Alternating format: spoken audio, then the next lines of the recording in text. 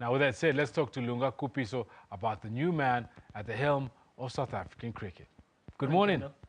Thank you for the invite. Lunga, here's the thing. Are you surprised at all that Ottis Gibson was the man that was chosen to do this?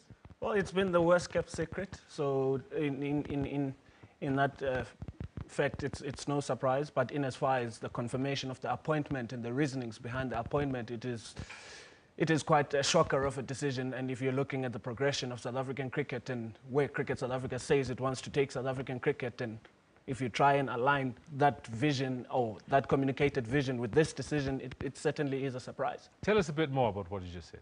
Well, Cricket South Africa is big on developing cricket. So they're big on grassroots development, and grassroots development does not only focus on players, it also focuses on coaches, it also focuses scoring, on umpiring, just to make sure that as South Africa we produce internationally acclaimed professionals, whether be it players, whether be it in the supporting staff environment. Appointing Ottis Gibson and overlooking a candidate like Jeffrey Toyana, for me, doesn't make sense, and it also does send out a negative message to the rest of the world about the trust that Cricket South Africa has on their structures. What is Jeffrey Toyana lacking that Ottis Gibson is bringing? And the reasons that the CEO of Cricket South Africa gave yesterday, for me, were boxes that Jeffrey Toyana ticked. So the only thing that Jeffrey Toyana cannot tick, and he'll never be able to tick in his life, is the fact that he's South African and he's not an international player. Other than that, the CEO stated that Ottis Gibson has a relationship with the players. And he then went on to substantiate that, and he said he has a relationship at least with ex-international players. Ex-international players don't matter right now in the cricket, in the Proteas setup. It's current players, and those current players have a relationship with Jeffrey Toyana. Christopher Morris, we've been through this. Christopher Morris came through Jeffrey Toyana.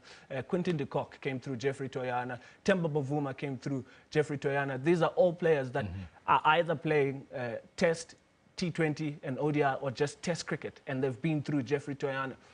Kagiso Rabada is still with Jeffrey Toyana. So what exactly is he lacking that Ottis Gibson is going to bring? So already this is a negative start for Ottis Gibson. Yeah. And for me, I do not feel that he understands the requirements and the needs of South African sports. What am I talking about? Transformation, those targets. Is this somebody that's going to come in and say, I'm just here to win at whatever cost? Or is this somebody that's going to say, okay, I understand the history of the country, even though I do not have a relationship with it. I understand the history and where it wants to go, so selection will be based on. But that's going to be a difficult task. If Gary Kirsten couldn't coach with that in mind, and other coaches have failed, coaches that are from South Africa, yes. How is he going to relate, and how is he going to improve the situation? Are you saying never mind the fact that he's actually spent quite some time playing here? He played for Border in 1992 already. He was playing for Border. He played for Griqualand. He's played for Gauteng in those formative years of the new era in South African cricket. Are you saying that really doesn't make a difference? It doesn't faze me. It really doesn't faze me. What do we want to do as South African cricket? Do we want to keep on pumping international players, international ex-players to come into the country and try and salvage the situation? And what annoys the most out of this is that Cricket South Africa praises Jeffrey Toyana. Last year they sent him to LA to be in and amongst the likes of Carlo Ancelotti. Those are big managers, club managers in and around sporting franchises. Yes. But when it's time to trust him at the job, they don't give him that opportunity. And there's this misconception that in South Africa, if you want to get results, you can appoint local. But if you want to have somebody who's going to understand transformation and take the team forward in as far as meeting those targets, then you can go local. Nobody ever gave Russell Domingo the opportunity, or ever thought Russell Domingo would actually go on to do well with the Proteas. But they understood that naturally he's the next in line, purely because he understands the transformation targets, and he understands what it means in South Africa to be a black sports player. All right. Let's look a little bit about what Ottis Gibson does bring, because some of the armory that Cricket South Africa believe that this man brings is his time as a player. Yeah. His time as a coach as well. We've got some stats that were put together, and let's see how you talk to this. Yes, I understand that you've actually, you say, look, this doesn't actually quite cut the grade, that there's a lot more to talk about with regards to what should be looked at in a coach. But this man has taken the West Indies with a mediocre side. He's taken the West Indies, and why we're looking at Bafana right now, we need to be looking at Jeffrey Toyana and his stats.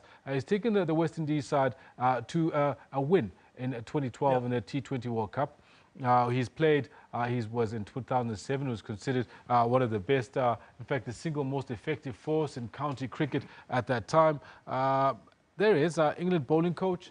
He's coached the northwest region of England. He's coached the West Indies.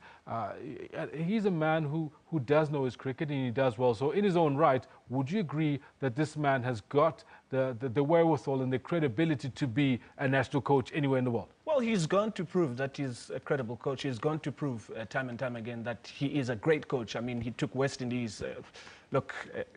They were never a strong West Indian side when they went on to win. And he took them there. He got offered that head coach role with England, and he said, look, right now I want to focus on the bowling aspect of coaching so I can be an all-rounded cricketing coach. So in as far as his coaching abilities, nobody can question that. What we are questioning right now is the appointment.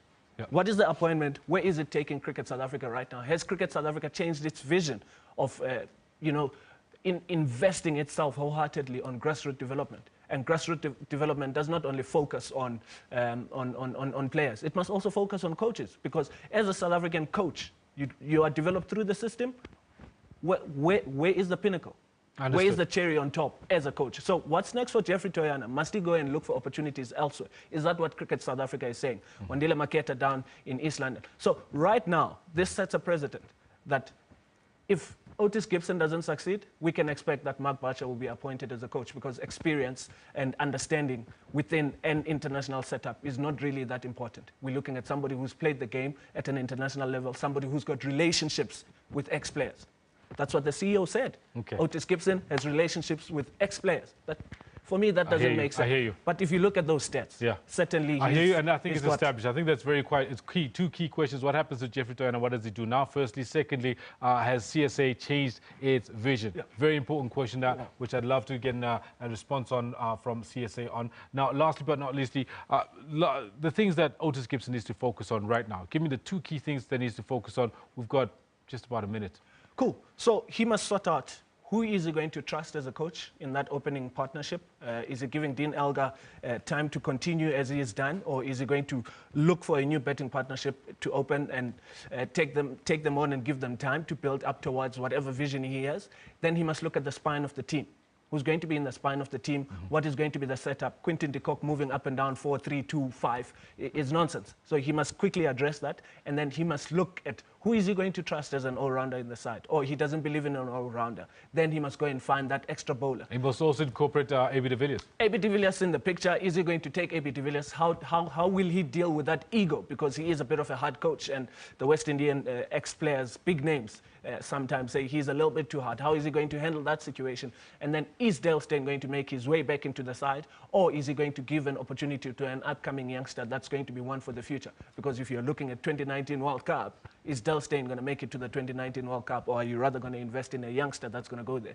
And then also, all of those decisions now need to be based in and around meeting targets.